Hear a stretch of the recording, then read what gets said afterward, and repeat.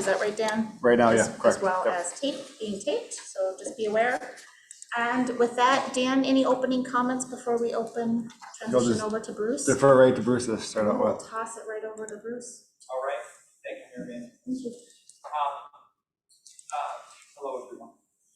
Nice to see you again, and thank you to all of you who helped prepare for and attended or otherwise were involved in the community workshop last week. I thought it was really successful and really worked well. So it gave us some great insights. And we want to go over the results of the workshop tonight, as well as talk a bit about what kind of implications that might mean for the way we proceed with the rest of the downtown plan, especially as we develop concepts. And also take a look at a draft vision statement and see if you are comfortable with what it says. And if you are, we will go to the council on the 11th, I think, of October with that draft and ask them for approval of that as a baseline or foundation for continuing on the process. So, a little bit about the engagement. If you were at the workshop, you saw this slide. Basically, it just identifies how many folks have participated in the web page and given us feedback. So, a fair number of visits. I'm really pleased with the number of people who have visited this page. Between 1,500 and 2,200 people, 1,500 unique users, and then 22 respectively for the map tool. And then 81 comments on the word wall, 252 comments on the map tool.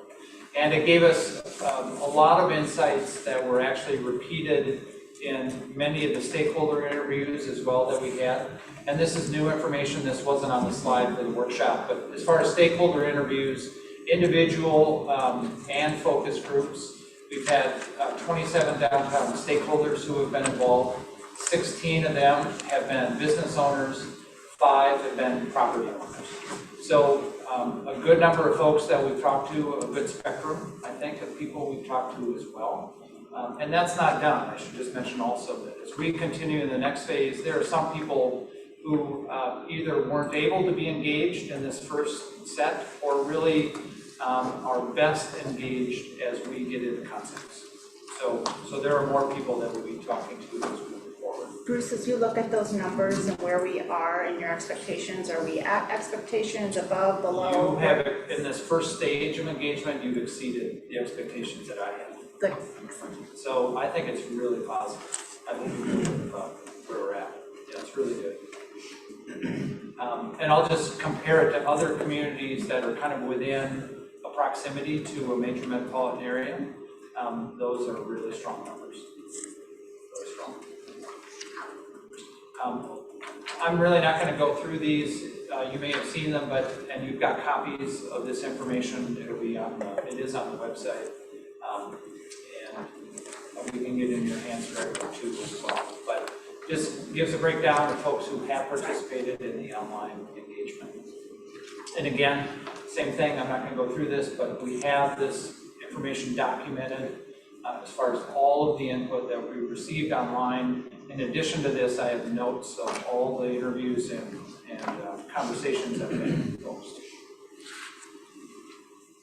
So, a little bit about last Tuesday night. We had 36 people in this room and 6 people online, which worked out really well. We had small group exercises. If you were not involved, you know that we're working around tables with 4, 5, 6 people and helping come to consensus around some of the information that we rolled into the vision statement and thinking about who it is that we're actually building toward for downtown and what kind of motivations bring them into downtown. These are the results of one of the workshops, and this is called Motivators, and essentially this has to do with why people would either visit or be in downtown Forest Lake. And you can see by the dots, obviously, the results. So this was a consensus exercise where we put these categories of motivators in front of people in small groups and asked them to come to consensus either in person or one group of online, come to consensus around what really rises to the top. Both the existing motivators and the hoped for motivators in the future. And I'm going to switch between a different presentation or a different piece in just a minute. But one is to recreate, the second is to socialize, the third is to shop, fourth to dine, and to experience. Those are the top 6. And we picked 5 of those for the vision statement. So you'll see how we walk through those. Bruce, does each of those dots represent one of the tables? Mm-hmm. Okay. Yeah. Yeah. So each dot represents either the online group, or a table. Okay. And the choices that they made as far as priorities. And they become really important as we move forward. So we'll talk about that more. The second exercise was around audience. So this has to do again with either the current or the hoped for categories of folks who visit downtown. And the top 5 in this category are brick and mortar retailers, hospitality business, recreational trail user, the customer, and the diner. And you can see of all the choices that are there we identified 4 categories of audience: neighbor, pass-through visitor, the business interest, and the intentional visitor. And I'm going to flip at this point into a different slide. So these are more detailed descriptions that we gave of each of the audience categories. And I'm going to walk through the ones that rose to the top. So the first one is brick and mortar retailer. A retailer that has a shop in downtown. They value the things their customers value. They're really obviously customer centric. Convenient parking is really important. Safety and security and an inviting atmosphere. They want to be part of a robust business district because their business success is, to some degree, varying degrees, dependent on the district's climate and the district's health.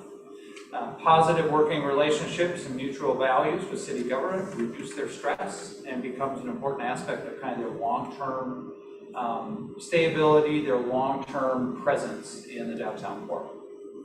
So that's brick and mortar retail. The second one that rises to the top is the hospitality business. The hospitality business serves dining, meeting events, and overnight stay. Quality of the district's environment and fun, close-by activities are paramount to location. Venues will cause peak parking demands that, if not well strategized, may cause conflicts with district retailers. Venues may bring visitors to the district that would otherwise not experience downtown. So good impressions will lead to return visits. With dining, return visits are critical. They often employ significant numbers, making safe, convenient employee parking strategies really important. So parking, kind of in a couple of different ways, becomes an important aspect or implication in the hospitality business. You can see we've got descriptions of all of these, and they were in the workshop materials as well. So the next one, the customer. Customer visits downtown to fulfill a need for goods or service. Customers are the lifeline of a downtown and tell others about their experience. Customers take in a broad and complex set of inputs to determine whether what they buy, in addition to what they experience in the process of buying, aligns with their value judgments. Customers visiting a shopping district tend to place more value on the experience outside the store than other types of destinations. So let me read that one again, it's really important. Customers visiting a shopping district tend to place more value on the experience outside the store than other types of destinations.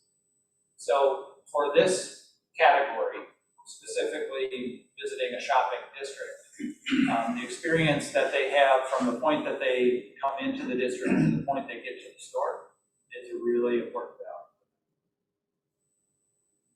Next category, the diner. Seeks food and drink. For that desire, they carry a broad range of connected interests in speed, socialization, quality, uniqueness, and experience. Parking convenience and or sidewalk connectedness are usually paramount values options within a district are usually important to the diner, especially for return visits. So in other words, one dining choice within a district is going to be old really fast. The more options they have, the more the broader spectrum of needs within the family or friends that are coming with them, they're going to be able to fulfill. So that becomes really important. Okay, those are the top 5 of the audience.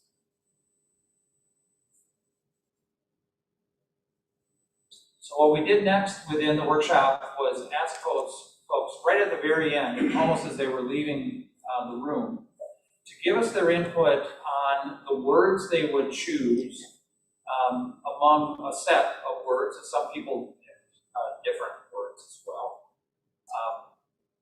Words they would choose for statements that would make up a vision statement. And you can see there were a couple of words, one from each statements that really rose high above the others. So the first statement, it's hard to read this, it's a little bit larger. Tell us what word you think would be the most appropriate to these statements. Here we go. Statements are down below. Sorry about that. So a blank downtown that attracts a broad array of people with a particular focus on, then we would put the community results of the audience selections below. So they had a number of words: friendly, welcoming, distinctive, premier, cool, and cheerful. 12 people picked welcoming. So a welcoming downtown becomes a really important value. The second one is, and a blank downtown experience that means a diversity of interests with particular focus on, and then those top 5 results. And vibrant was chosen as an important word for downtown experience. So with that, if we take it at face value at least, the vision statement that we're asking you to think about and consider, if you think it's the right approach, goes something like: Forest Lake's vision for a downtown is to create a welcoming downtown that attracts a broad array of people with a particular focus on brick and mortar retailers, hospitality business, customers, diners, and the recreational trail users. And a vibrant downtown that meets a diversity of interests with a particular focus on dining, shopping, recreation, socializing, and the experience in the place. So this represents the possibility, if you want to consider it, the possibility of a vision statement that has embedded in it a whole series of implications. If we go back to those descriptions of each of those audience categories, there are implications for the way we're going to be looking at the next phase in developing concept alternatives for the downtown plan, and the kinds of directives and ultimately investments that we're going to be exploring within those alternatives. And we can re-review those if you'd like. I think I forgot to go through the recreational trail users, so that's one of these. Actually, let's go back and look at it now.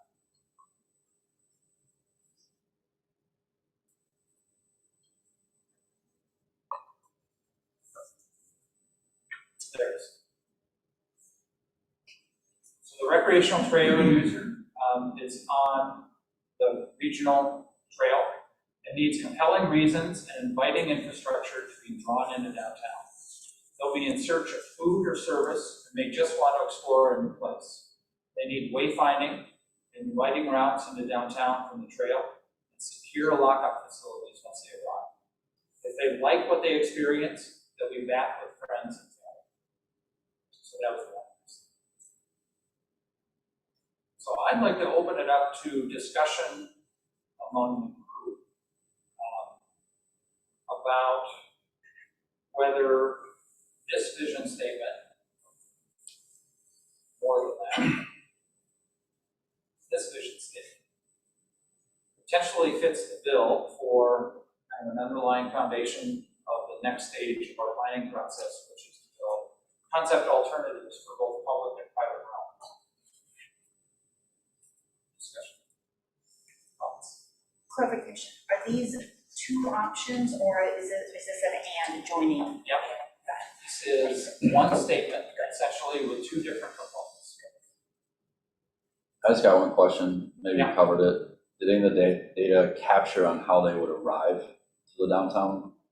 For instance, say if for recreation, somebody said by boat or bike or car, I think ultimately your planned improvements would be much different, right? If nobody said, I haven't heard both, so I just wondered if anything stated how they plan to arrive to the downtown. Well, by boat, you could say by boat, by bike, or by car, I No. suppose. Is there data that says this many were stated this? Okay. No, there's not. And weren't we even a little bit split? If you go back to your previous slide that talks about we took different, go previous slide, one more, this one, sorry. That one. Yeah, Yes. so it's a little hard to read, but on the left, you're trying to capture, so it's an audience on the left column is neighbor, whether you live in downtown, walk near downtown, bike, I have that flipped around. It's a little bit of a vision Live test in, that I'm failing. Live But- within the district, yeah. But that would kind of get to your, one of your questions, Ryan, and then we had another category of pass-through visitor. And you can see that the group really didn't really take a focus on either where you lived or your pass-through. It was more of what your interest was once you got there, whether you had a business interest or a visitor interest, right? True. And the exercise combined all of those and said, which would be your top 5 focus? And I think we kind of took a transportation agnostic approach, and we just said we don't really find a high differentiation on how you got here. We wanted to focus more on what you did once you arrived. What drove you to Right. Now, that's not to say though, correct me if I'm wrong, but that's not to say how you got there isn't important. We just didn't differentiate it as part of the vision statement. I think it's really important. The question that Ryan raises is an important one. Right. It was not considered as part of the exercise necessarily. So with those people who are coming, let's go back to the statement.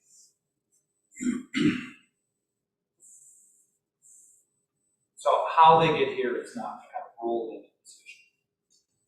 And I would say you're right that depending on how they're getting here, it does have an implication on what we focus on. No question, especially if we get in folks who are walking in. But I think we have to be prepared maybe for the realm of how they're getting here. To some extent, voters folks are coming in by boat. So that needs to be taken into account. Lake County's got the traffic counts on Broadway and Lake, and Washington County's got the Hardwood Creek Trail counts. Lake Association, you've got 3,000 boats that are at the landing. Before I get too deep into this, I really want a sense from the council members. We've got a big change coming to the southeast corner of Lake and Broadway. And are you going to ask that developer to work within hopefully a fast track vision that we're putting together? Or are we just going to miss an opportunity to try and put that together? Because where our vision is should really affect how the city, monkey months, respond to that developer's plans. So a couple So a couple things there. So want to be super respectful of kind of the process of what's public information and what maybe isn't ready to be discussed in a public meeting. And we, correct me if I'm off base or behind, but I don't believe we've had any official project submissions or anything that's kind of hit the radar yet from a official planning commission standpoint. But to your point, we do know that there's a number of, well, the square you mentioned, but then we know in general that there's a host of buildings that are potentially in transition. So I can just give my perspective. We never want to, put on blinders and, not take the totality of information in front of us when we're setting a vision. But I also think one of the best things that we can do for any project, whether it's the project you're referring, potential project you're referring to, or any other project, is to help craft that vision that will help guide those decisions, because there's no better opportunity for us to start to identify what's important for parking and how does a particular project fit into this broader scale. That the more definition we can put into this, I think helps guide projects in the near term, as well as the next project that comes down the road and the project that comes after that. And so I think they complement each other well. I don't know the timeline for any potential project on what they could be thinking as far as sort of formal submission. So it's a little hard to make, it's a little hard to sequence right now on a particular project, but I do think the feedback from this and the alignment of this group, the alignment of EDA, Planning Commission, Council, it's been a while since we've had that type of consensus from a city perspective, and so I think that's just adds value.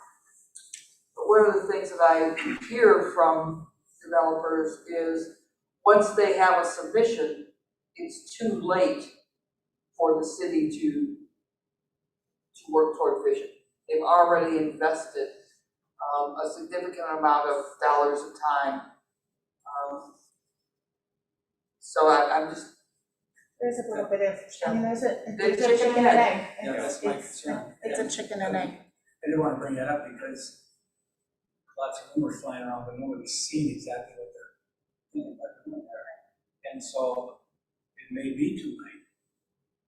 And I'm just afraid that we might not have as much input if they go by what's already zoned, sales and zoning and stuff, we're going to have very little to say about it. I do think though, if there's and I don't want us to get too myopic while we're putting together a plan of something that's gonna happen in just the next 6 months, because I think the goal is for this plan is it has a shelf life of more in the 5 to 10 year horizon. So I think I'm gonna continue to push us to think a little bit beyond this one opportunity, or this block or whatever that might look like.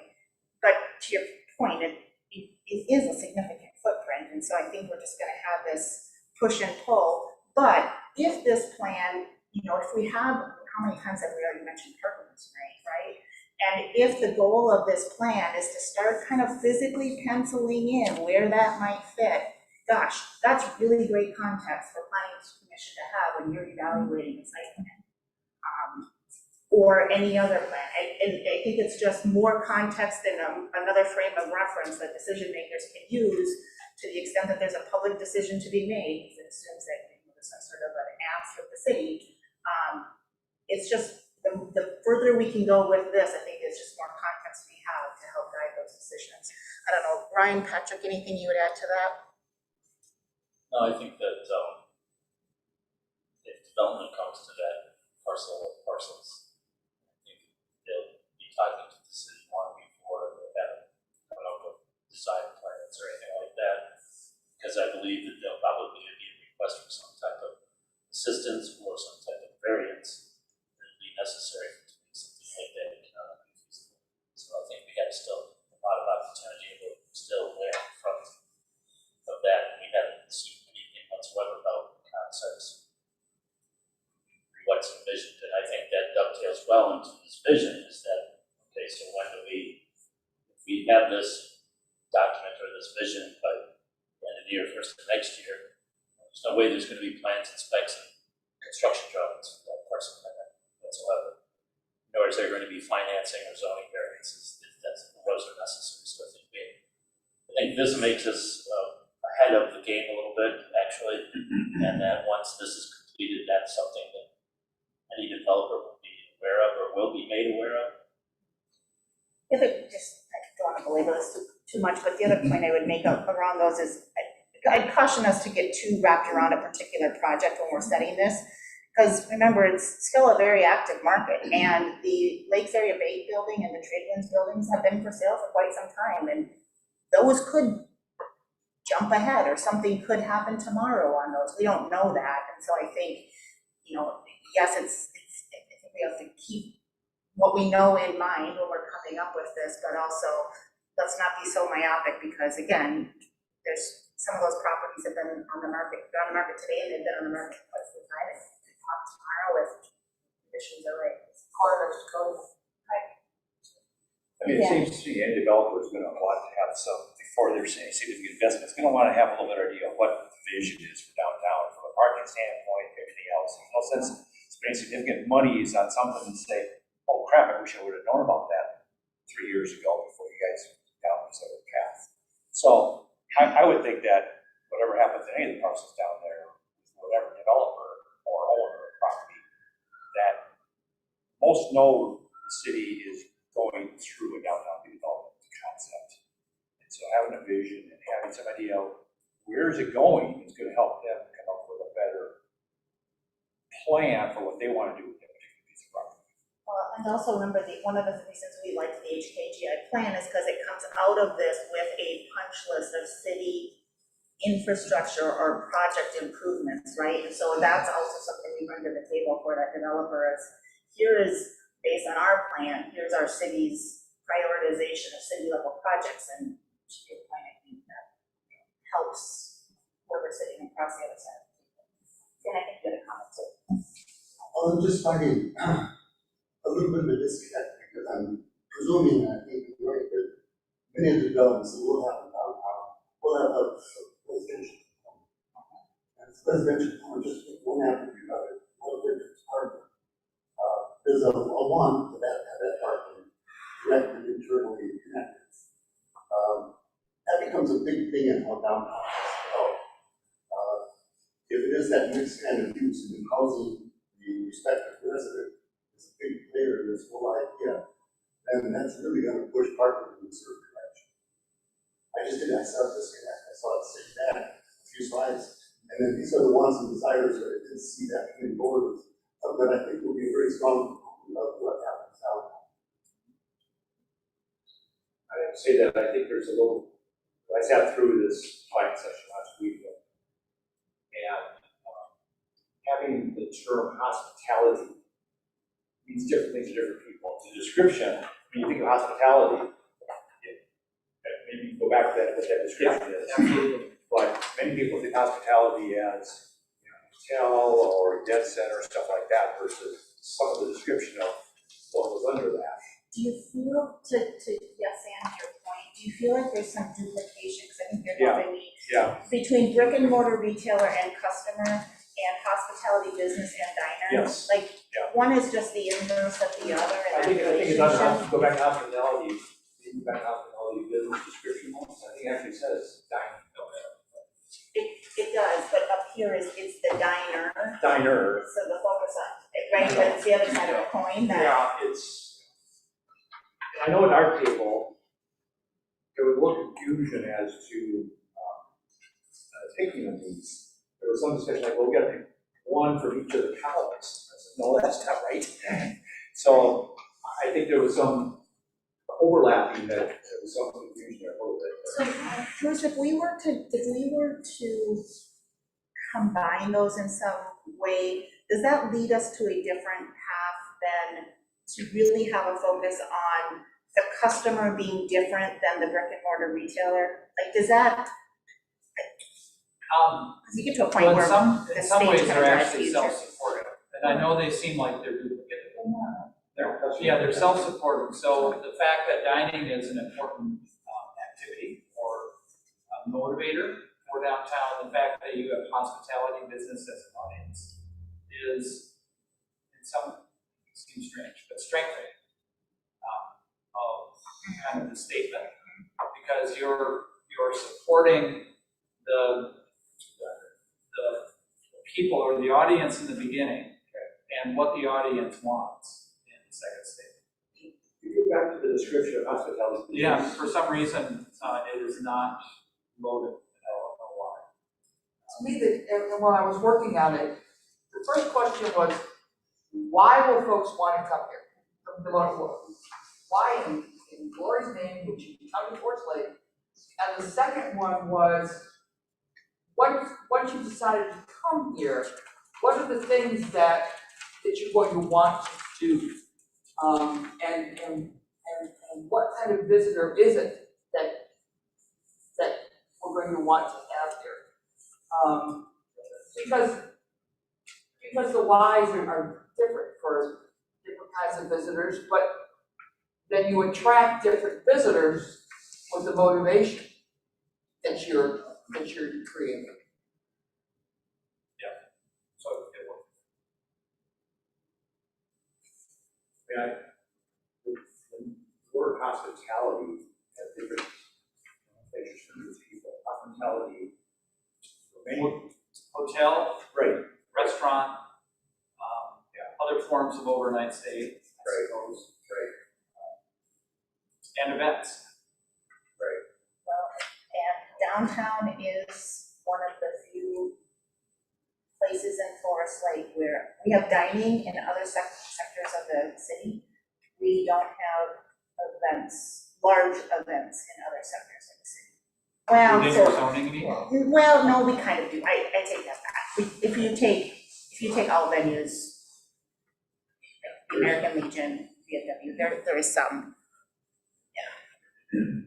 So I think part of what I'm hearing is, if we have an audience, and let's go back to my presentation.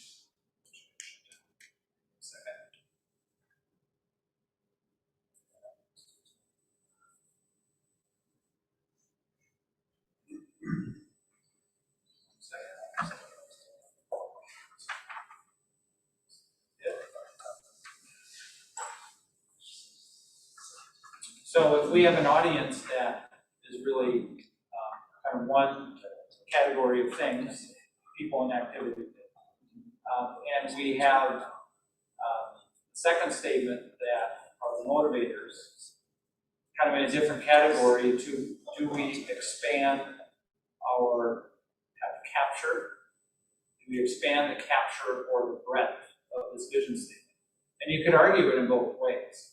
I think what I would do, let's say that we decide dining and hospitality business are too duplicative, and we're going to drop one or the other. What I would do is kind of work, if hospitality business stays, I would work through all of the motivations for those hospitality businesses and customers of them to come into downtown. And that would become the basis for how we explore what is needed to be looked at in concepts. Or the other way around, if we drop shopping, or if we drop brick and mortar retail, let's say, keep shopping, again, I would find ways to kind of work up the funnel and work down the funnel, depending on what you've got in this list. Make any sense more than that?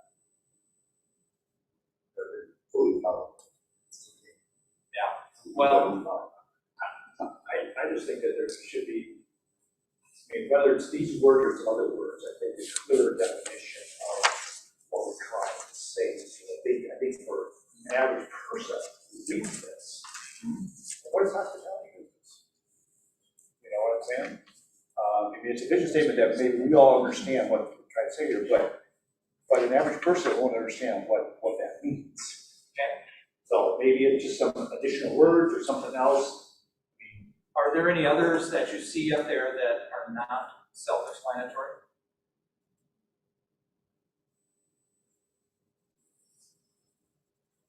Well, the Brian's comment, recreational trail user, people only think of Hardwood Creek trails, and we're not thinking of boats. And I don't think it's intended to mean boats. Right, that's partially true.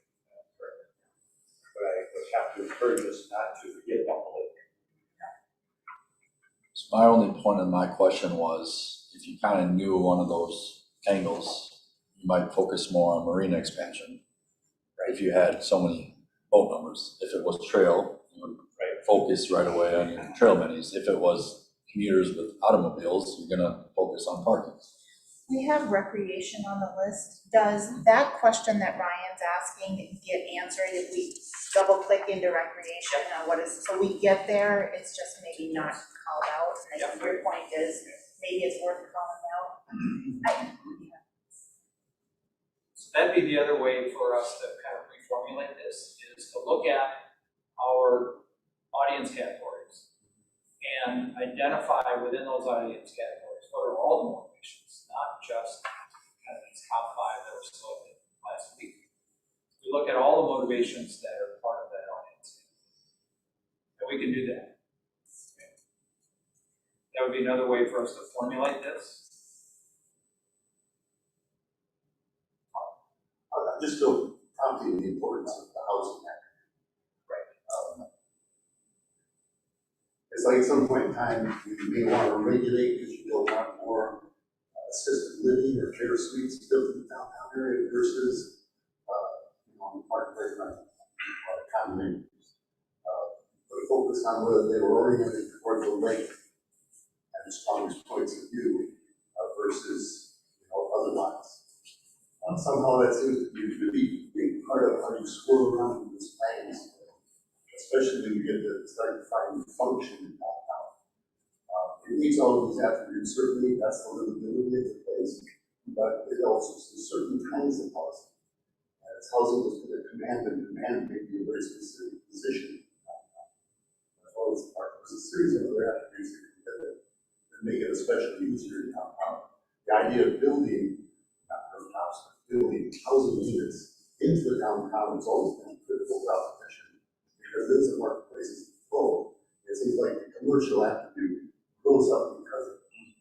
And so I just want to keep emphasizing that housing. Well, let's talk about housing.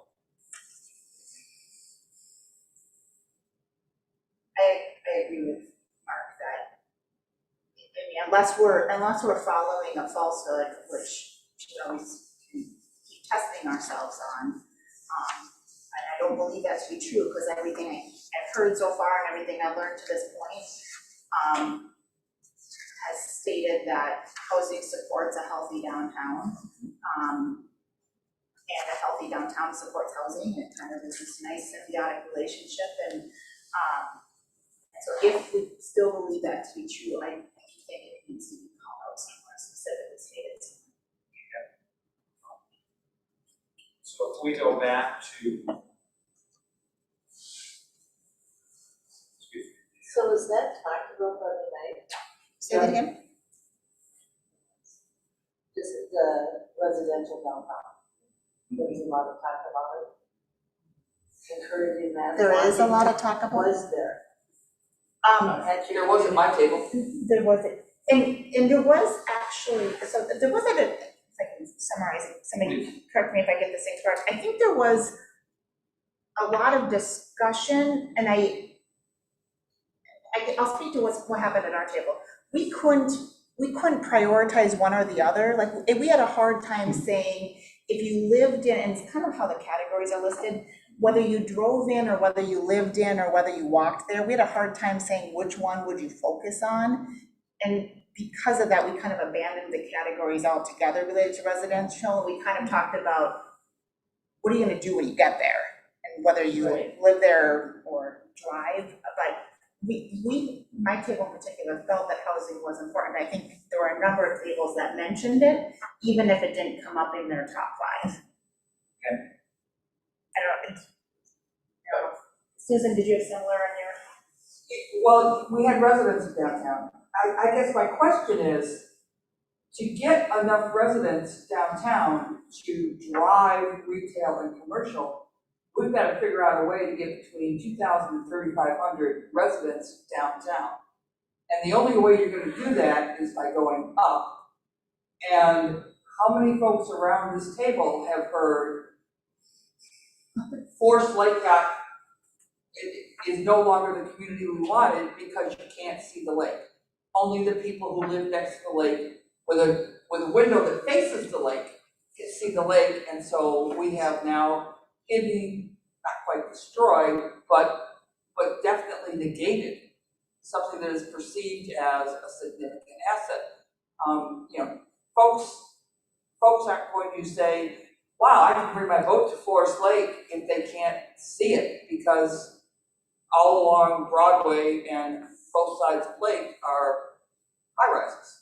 I mean, so you've got to play that game of, if you want enough critical mass in residential dwelling units, then and that may be something we'd say yes, that you make that sacrifice. What was the number you just used? About 25, I'm thinking 2,000, 3,500.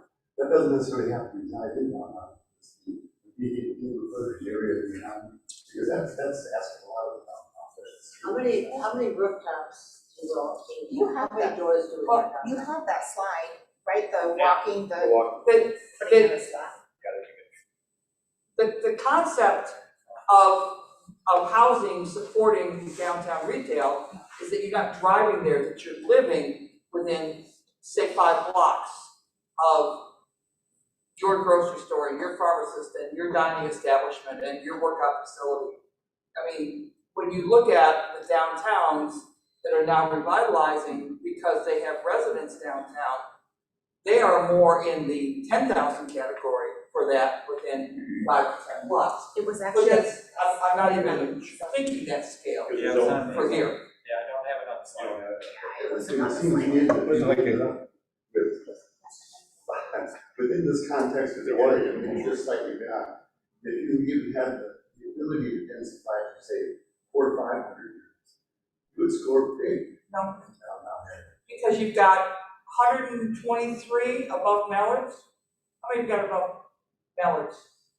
100 something. Yeah, and 100 And units. that really has not made a dent on downtown retail.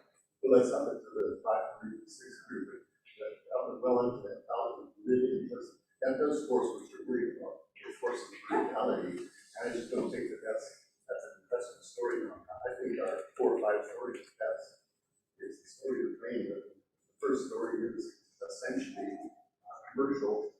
If you want to support a commercial management downtown, then you have 4 floors of housing. You got to set 400 or 500 and do the site downtown, there's components.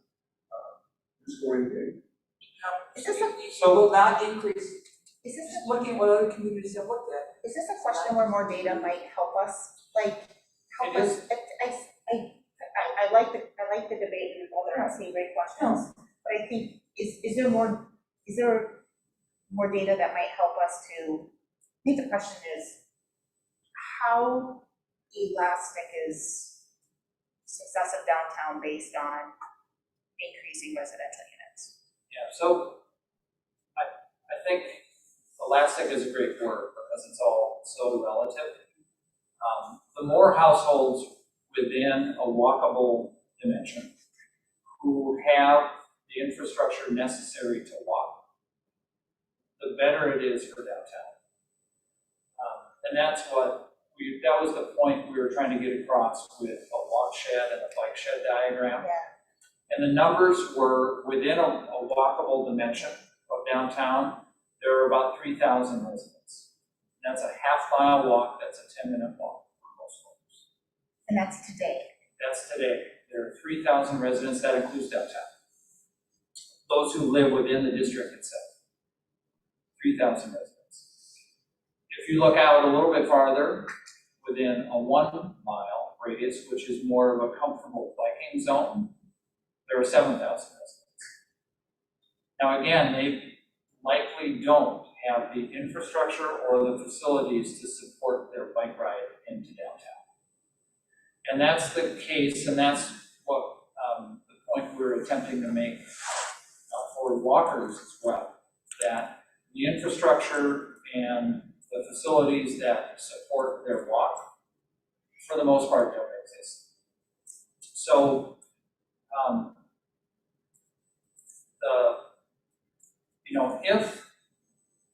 if the group had selected live in, bike in, walk in as kind of the primary audience that we wanted to address, then walking facilities, guest support facilities like drinking fountains and benches and lockers and things like that become important aspects of investment in the future. It doesn't mean they're not important with other audiences, but they become really paramount if they would have been selected. I would make a distinction also to Mark's point about, if we've got to have strategies for residents downtown, parking strategies and otherwise. Because we are focusing in on, within a vision statement, certain audiences that seem to rise to the top that we want to focus on, it doesn't mean that we don't create strategies for the full spectrum within the downtown plan. It just means that from an investment standpoint and the kinds of things you all focus on, from, again, an investment standpoint, you're focused on audiences that have maybe slightly different needs than the live-in downtown audience. But it doesn't mean that we don't create strategies for the full realm of demands within downtown. Whether that helps or not. We've got 3,000 folks within walking distance. And we've got restaurants that are still struggling, and I know the council hears regularly from the folks at Fireside. And we've got a lot of vacant buildings, so 3,000 it's not creating enough momentum. And part of that might be because the current amenities aren't attractive enough for 3,000 people to activate. It might be two possibilities or a combination of both. It's both the numbers to existing amenities, and it also might be existing amenities to numbers that. I think that's certainly true. If you try to walk within that zone, if you try to walk downtown, the experience is not very good.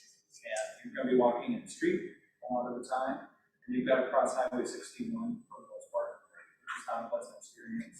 There are a whole host of, there is not great tree canopy along those walks, a whole host of things that you want to be addressed if that is a priority.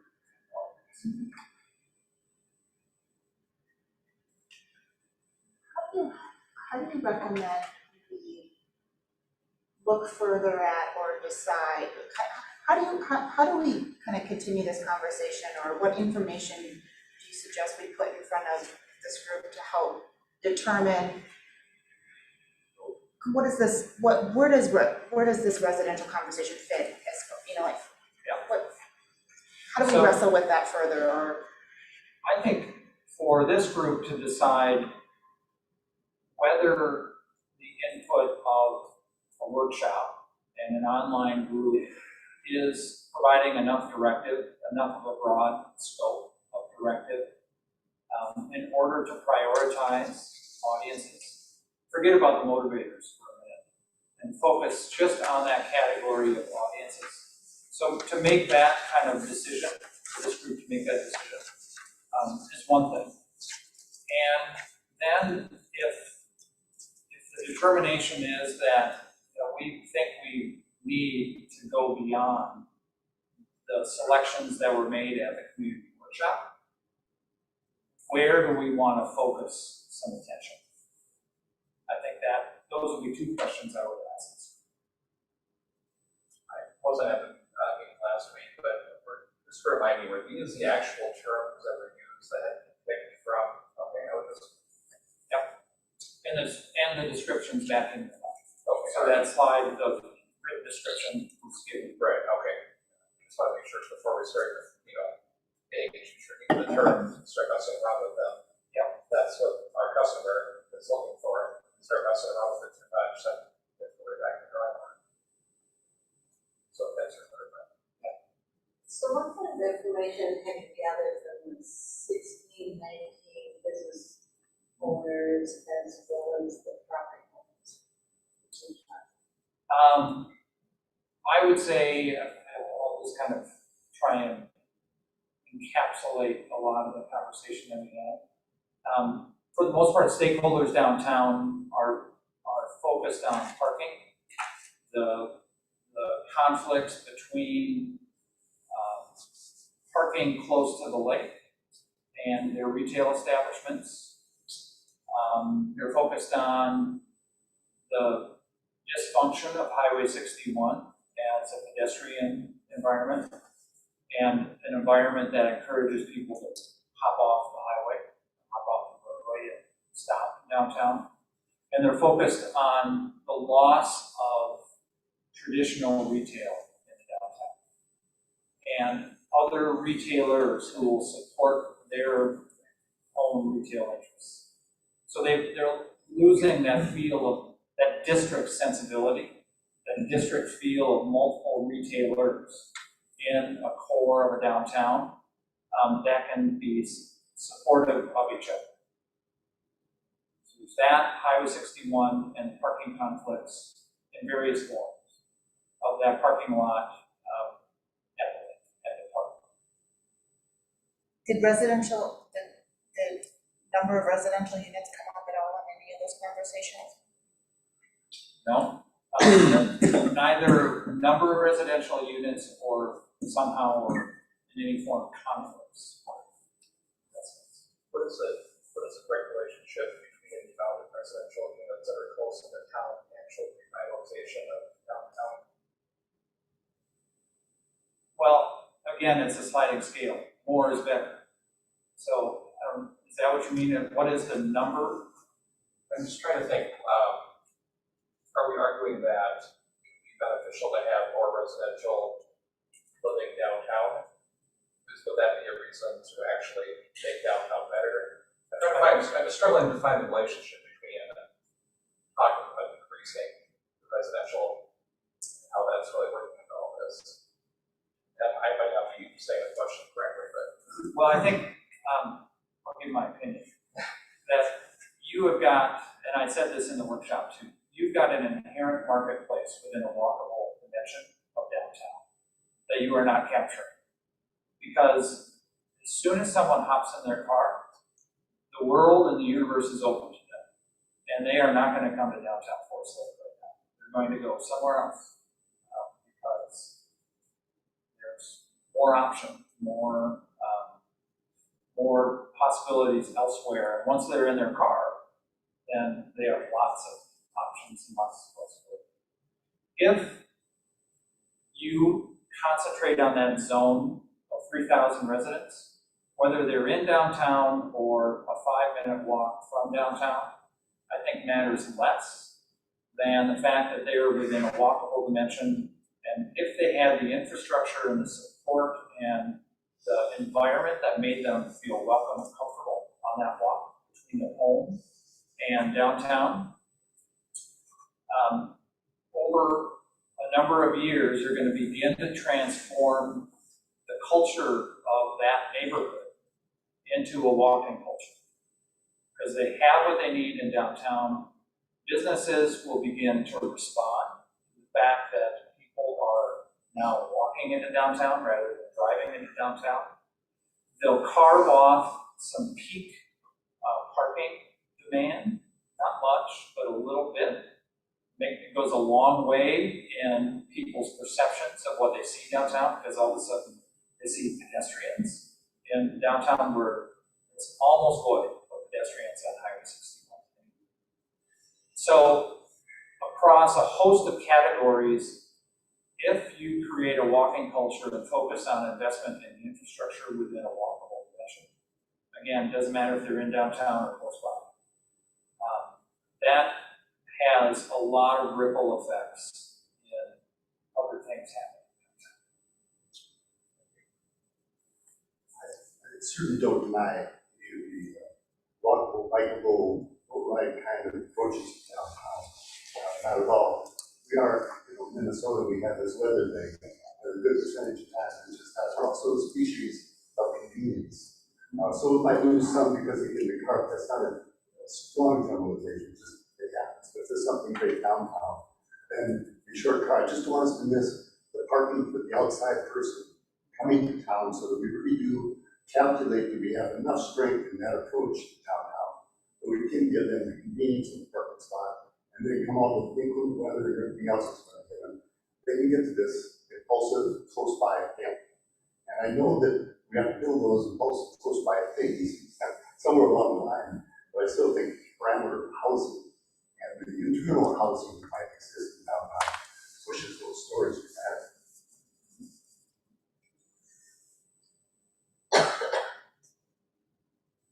I don't disagree, and I don't see that being in opposition to kind of the way formula any vision. Well, I think just two pieces or three pieces of the same puzzle. Yeah. But I just don't want one to become secondary, to talk too much about the casual approach to downtown. And then just put in the hard structure that takes care of cars, just like we need to take care of the residences that want their 1.5 car inside. And the building, so we're going down and up. And I don't believe commercial goes up very easily. So it just doesn't travel vertically all that long.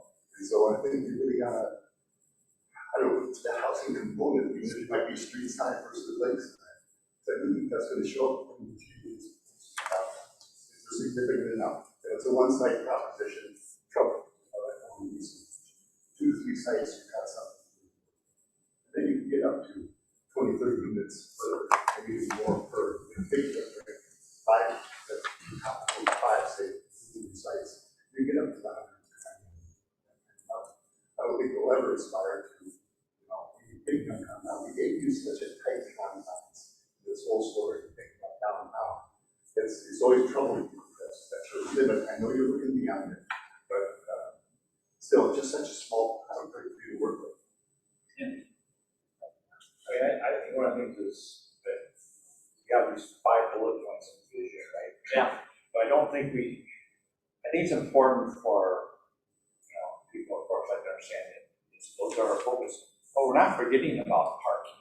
We're not forgetting about residential downtown. These are the bullet points as to a focus. Doesn't mean we ignore everything else. We never do that. So this is just, again, a vision statement saying we're going to look at these things, but you have all this other stuff around it too that you have to work with. And all of that other detail gets layered in after the priorities are established, right? So then that's where you get those activation strategies that speak to parking, and I think that detail comes after, And remember that, you're essentially covered. If you wanted to go an approach like this with a vision statement, it talks about attracting a broad array of people, right, with a particular focus on. And a downtown that meets a diversity of interests with a particular focus on. So it's attempting to not exclude any kind of categories of people or categories of interest. But it's also attempting to recognize that with limited resources, there are certain focus areas where you're going to put a larger investment potentially in things that are supporting those either people or motivations than others.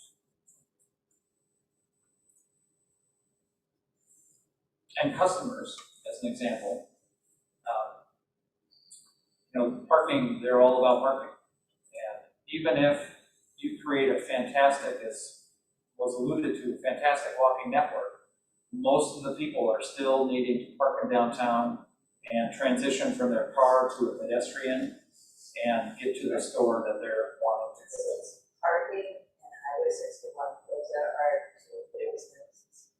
So with that being said, I just wrote down my favorite places to visit, and I don't care what the distance is, but when I get there, I don't want to have to worry about trying to find somebody, place to park my car, right? So I either go to Anoka, Stillwater, Wayzata, or West End.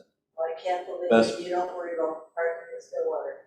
They have a parking ramp right up the hill. I never have to worry about it. It is just, All of those places I just talked about, that's true. easy parking, easy access to everything. Street parking is still, is. I wouldn't try that. I gave that day up after I got my license. I should, I think it's. But I just bring that in the So table, so you look at the Stillwater, Anoka. northwestern quadrant, right? You got all this undeveloped land. Maybe you focus in on some property acquisition, private, public side of things. That's where we build a parking ramp. Or Highway 61 thing you could tackle by having a walkway over 61 that has elevators on both sides. Now you got direct access to everywhere. And you're gonna see growth come out of that block that needs help. So Ryan, where do you think a parking lot? Just the northwest quadrant. All that undeveloped property that's sitting, you got some poor buildings and you got a lot of blacktop that needs work now. And then you got, I think, building 119, I don't know what that is, but that's where it curves back into the parking lot on the east side. That could be a nice landing area. And I think that would spur into some private money on the other side of the road too. That could help finance that. There's some potential grants for stuff like this. But that solves what we've heard for 3 decades now. Parking. And it should eliminate the fear of youth, elderly, people crossing Highway 61. Yeah, Lindstrom is similar size downtown, and it's vibrant. Whether they solve their parking problems, then they solve the Highway 8 problem, like Highway 8 splits right around downtown. How did they ever get the street to go along with that? Can we do that? We looked at it before the old city hall was redeveloped in Sherrywood Point. We did a bunch of concepts, cost estimate. We're going to impact from 3rd Avenue down to 3rd Avenue to accommodate what you would need to do. But you also now had Lighthouse Lofts come in Cherrywood Point, some other stuff where you would have had the road was going to go right through those properties. The cost back then of the split was just amazing. 27 million in infrastructure? And that was in 95? No, 2012. Where are they parking? Oh, but Lindstrom? Yeah. So they didn't have to really tear down stuff, and they used local roads and expanded them to the state highway, but they're only a one-way road, right? So they just got private parking lots off all 1, 2, 3, 4 sides of roads, and then the side streets. I think there's 2 or 3 municipal parking lots down there too. Like the island in the middle between the eastbound and westbound lane, that's municipal parking lot, and a couple on the north side of the westbound lane, I think there's 2 municipal parking lots there too. But there's a lot of on-street parking that was maintained as a part of that project, because like Brian said, when they did the turns, that was pretty much on the outskirts of what I would call the traditional downtown, where the 2 roundabout lanes are. And on the east side, they have a huge church. There's a huge parking lot too that could be used for overflow or events. I'm in Lindstrom at least every other week, and I don't go to the split area because it's really difficult for me to get around in there and figure that out. But parking has not been an issue at all for me. I know. So it's right, it's Like an you outside said, of the business that I'm at. We're getting deeper into Yeah. strategy. Right, And right. I'm wondering, with how much time we have left, is there something workable within the statement that you've seen, or do we need to go back to the drawing board, developing an underlying vision statement? Doesn't get into strategies, gets into just kind of lays a foundation for the way we approach the next stage of this. What's your sense? Can we maybe ask the question to get to that question? I've written down 2 things that I've heard that maybe folks feel are excluded and maybe should be considered somewhere within this statement, and one is around residents and the other is around voting. Is there anything else that we just, forget about where it sits, is there anything else just topic-wise that we feel is missing? And we've talked about parking and whether, parking isn't really it's not a focus, and it's not necessarily, anyway, Susan, what if we wordsmith this a little bit, so that we have a welcoming downtown that attracts a broad array of people with a particular focus on retail, recreation, and hospitality. And what that does is you've got lake stuff, you've got bike stuff, you've got walking stuff, you've got retail, and that wide variety of that will bring in a lot of different customers. And so you get those, so that we have a focus, and that our interests are going to be basically dining, shopping, and recreation. Although I've got to say that to me, socialization that we're able to get downtown with the events that we have is a really big deal. So maybe instead of recreation or one of those, I would change it a little bit. But I don't think that there's a problem with combining some of those, because brick and mortar and dining needs customers. So, when you get to one, you can, we're serving the entire, so I think we can wordsmith this. I really like in the vision statement, the two pieces. Who are we attracting, and what interests do we think that we can focus on to be attractive? I really like that piece of it. So it's just within them, figuring out where do we want to focus? Are we losing the actual focus though on that, if are we being too broad, I wonder, for those three categories? Because we're really focusing on what we're gonna change. I don't know, to me it seems to be a little too broad if we're gonna narrow all that down to three. I get what you're saying, it makes total sense.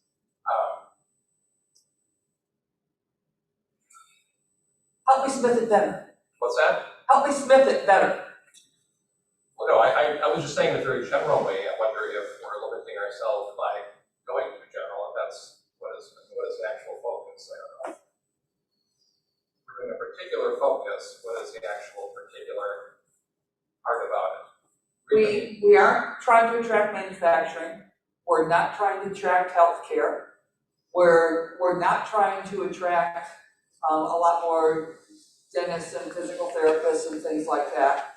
We're looking at perhaps retail and the recreation of being the lake and the hospitality dining stuff.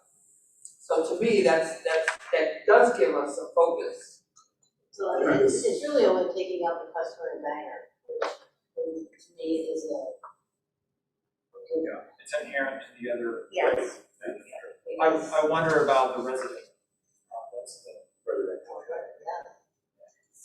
And I think another big component, though, that naturally comes in part of this is the service industry as well, not just hospitality.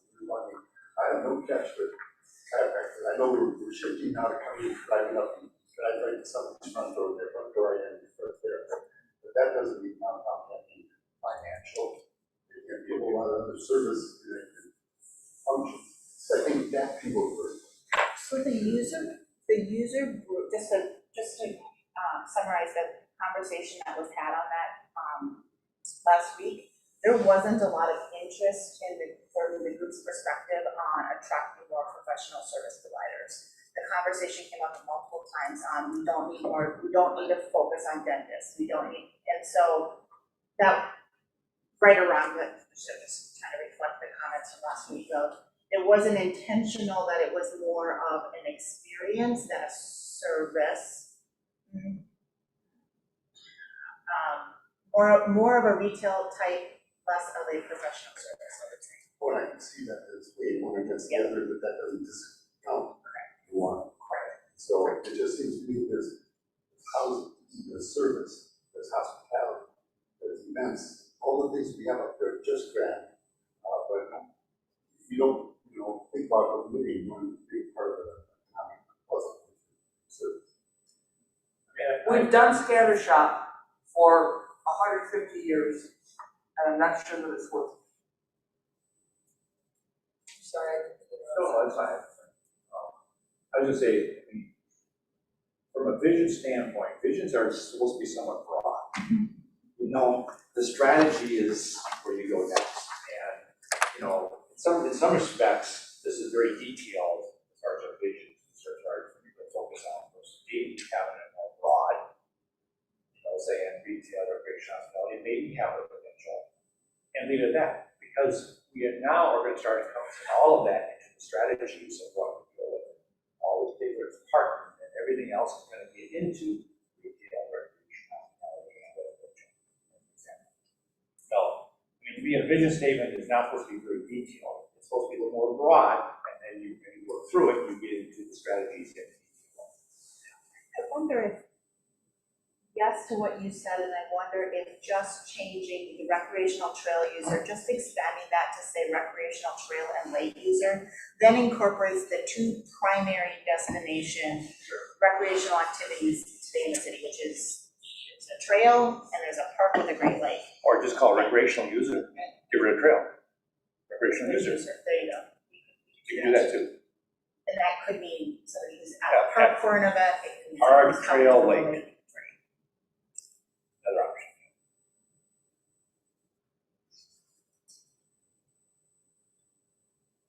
So where is the group on consolidating these, and even if we add possibility of adding service and residents,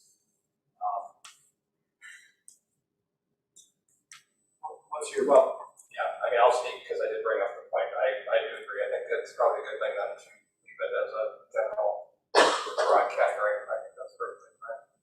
I just don't want to lose sight of, that's what the public told us we want to look at, and, that's okay that we can parse that stuff out and look at it later. But there's not a lot of some of these things. Again, not being your last weekend stuff repeatedly.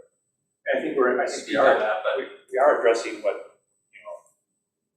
workshop last week said, we're just changing the words a little bit. Oh, yeah, collectively, right. Yeah, Yeah. we're still focused on what was brought up. But to your point, talking about terms, what does this mean? What were they meaning by saying this? So yeah. Bruce, I guess I'd ask you, knowing what's coming around the corner, if we head down the path that we're on right now, knowing key focus areas we keep talking about, right? No secret, we're gonna have some pretty broad discussion around navigating 61 and parking. Is there a level of definition that you need us to get to process-wise so that we're heading down the right path, the next steps, or is it more broad umbrella where do you need us to narrow it now, or? well, I think having this discussion and the differences of opinion right now is really important, because it helps you be able to focus in. But what I would say is that, I'll just say, the danger or the risk that I see other communities fall into is to make their downtowns all things for all people. And it ends up being so kind of diluted that it doesn't really work then for everyone. So I understand exactly what you mean, that the vision statement should be broad-based, it shouldn't be exclusionary.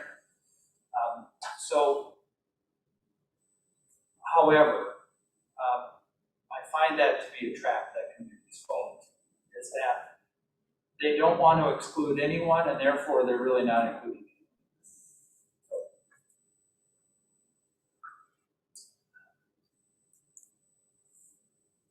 For what it's worth.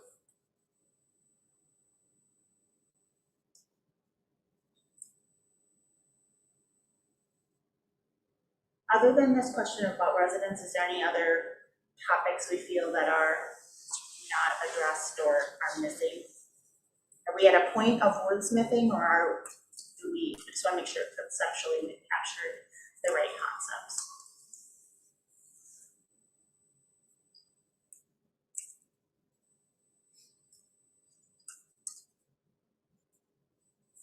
And then I guess I would also ask if there's anybody, is there anybody in this room that has a strong feeling around including residents, that hasn't already been expressed? Or is that a question that we should ask council their opinion on, and mull over here for a few more weeks? I guess I just want to I want to make sure that we're adequately representing the views of this group at council. I hope it won't go in for a few more weeks before our next. Say that again, Susan. I'm hoping it won't be mulling over this piece and this step for a few more weeks before we work toward our next step. So what I'd like to do is get some, I think a couple of alternatives back to this group for, just by email, for you to weigh in on and give your thoughts and feedback, just based on what we've heard with discussion tonight. And see what you think. And maybe one will be a little more detailed along the lines of what you see here, and one might be a little broader. And I am supportive of any direction you want to go and want us to take it. But maybe having a couple of, a range of alternatives would be helpful. How about that? Good idea. But I want you to know that having this discussion at this stage in the process is super helpful, very beneficial to the process, and it's going to help you and the community later on when we get to really tougher decisions about ideas and honing in on this.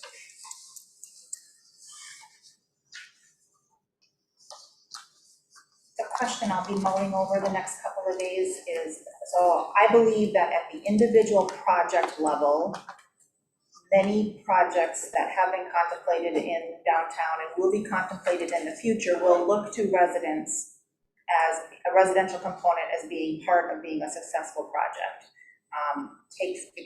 I think exactly what we saw at Lighthouse Lofts, right? Of successful downtown project of scale that needed that residential component to make it successful. And I guess because if I believe that to be true of the individual, at the individual project level, are we wise to include that component at the overall, for the overall downtown? Or do the market dynamics take care of that and we focus on other parameters that we also know to be important, and if projects are going to be successful, they're going to be successful with residential component. I feel like it's a little tail wag the dog at this point, but I also want those projects to be successful, and I want the goal of this to help remove barriers to developing downtown. And if that is addressing some residential considerations head on, which I think is what Mark advocates for, I think there's some wisdom in that. So that's what I'll be mulling over in the next couple of days. It seems like there's demand for urban residential, There is.